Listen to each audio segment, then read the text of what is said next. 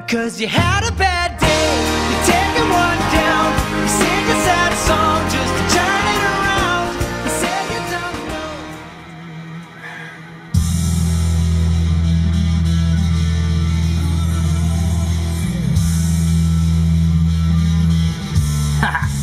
What's going on, vinyl community? It's LJ, and this is a video. It's a response to Maggie 1204 Willow's 100 subscribers.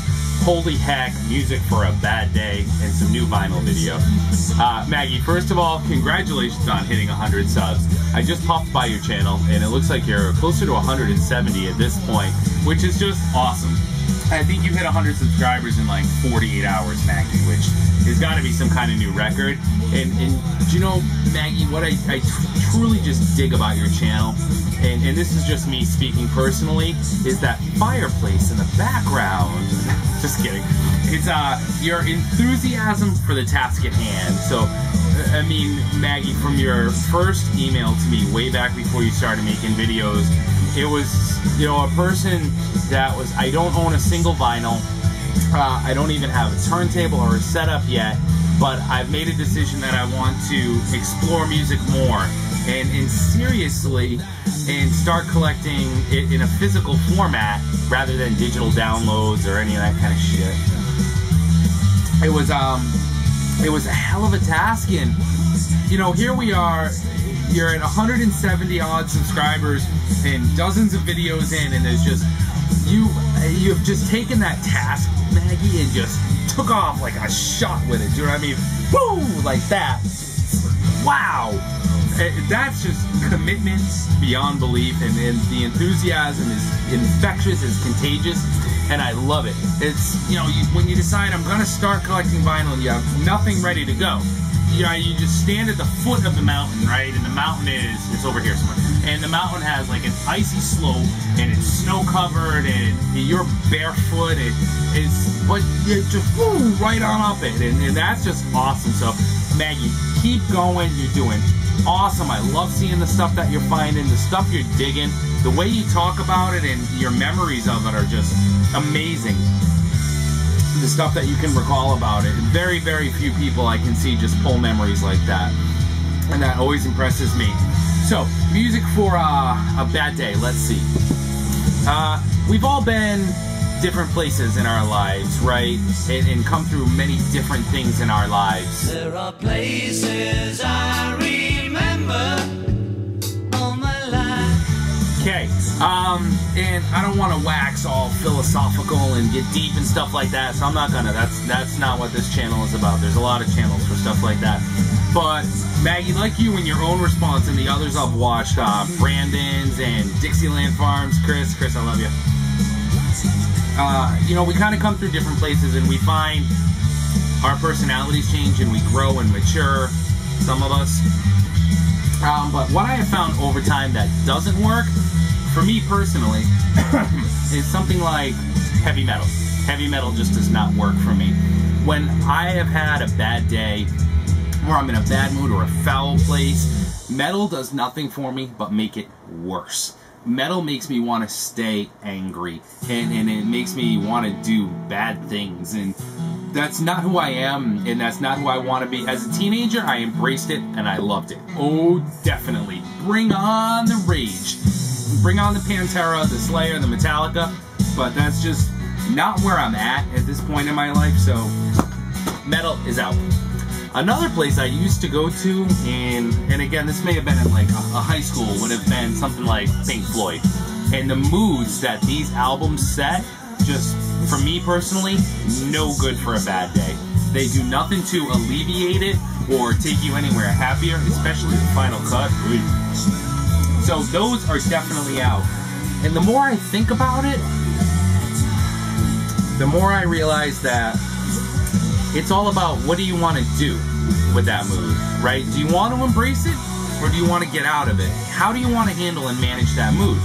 Me personally, I just want to be in a happy place. Do you know what I mean? Just go through day to day and embrace life and be happy. And I don't want to be an angry elf. That's not me. No way. So other things that don't work, which isn't to say they're not great albums, like John Mayer's Continuum. For me, this is the only decent thing John Mayer ever did, and I absolutely love it.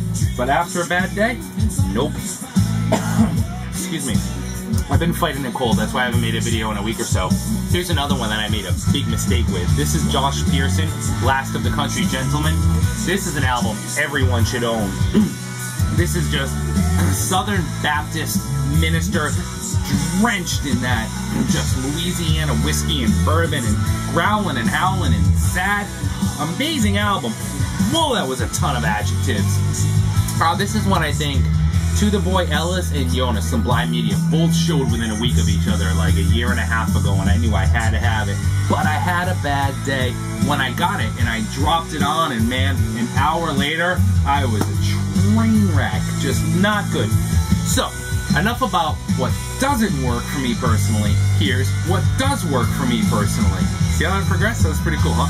What does work for me personally is where my happy place is again just warm summer days or thoughts of them, especially lately in New England. And kind of the bridge in the middle between the two, for me, is Southern rock. And it has been for a long time. What you hear in the background, this is Skynyrd's new album, Last of a Dying Breed. And this is just fantastic. Love, love, love this album. Skynyrd, Yes Still Rocks. Or something like Blackfoot with Strikes. Or Rossington Collins Band. These are all stellar Southern rock albums. Why Southern rock? Why Southern rock? Well, if I stop and think about it, and again, I don't want to, get all philosophical, but I think Southern rock, besides just loving it, Southern rock it's got just a lot of that power of heavy metal, but at the same time, it recalls happy times a lot of the times, or warm summer days, or these are the thoughts it instills in me anyways, of just, good times, cold beer. It's not a bad idea right now, actually.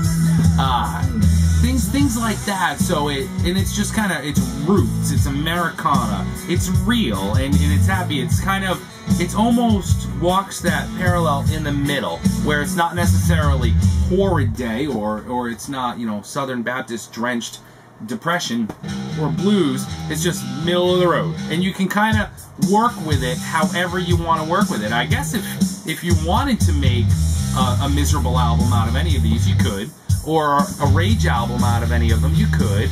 But for me, I'm able to get on the other side of the fence with them, and they just make me happy. Some other good examples along, again, the same Southern rock tip or country rock tip, Marshall Tucker Band's debut album. I can't say enough about that one. And then just more pure Americana. And these are very common albums, the next three. No one should be without them. This is one of my 10 favorite albums of all time, hands down. And it's Mellencamp's Scarecrow. There may not be a better, just true, pure Americana roots rock album than Mellencamp's Scarecrow. And if you stop and think about it, the tales John is telling, and this just shows you how I'm not lyrical, I'm far more musical. A lot of the songs here are actually about hard times, much like a Springsteen. And I guess I could have included him here too.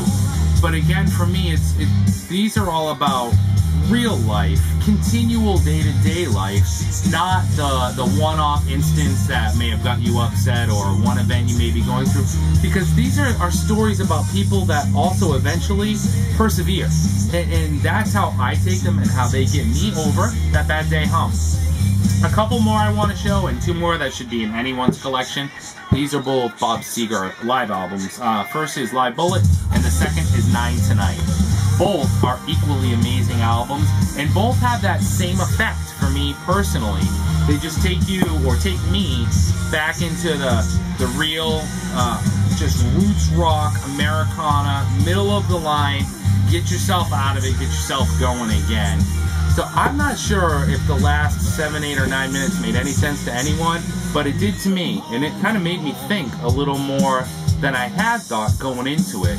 Now, I had direction when I headed into this video, and now I'm thinking about it more, and I think that makes sense for me. I don't know if it makes sense for anyone else, but I damn sure hope it does, and I hope you enjoyed it. And Maggie, congratulations to you. Just keep doing what you're doing. I think your videos and your channel are fantastic. The way you found your footing is amazing. Everyone out there in the vinyl community, take care, keep it real, and don't have a bad day. Keep smiling, y'all. Ciao.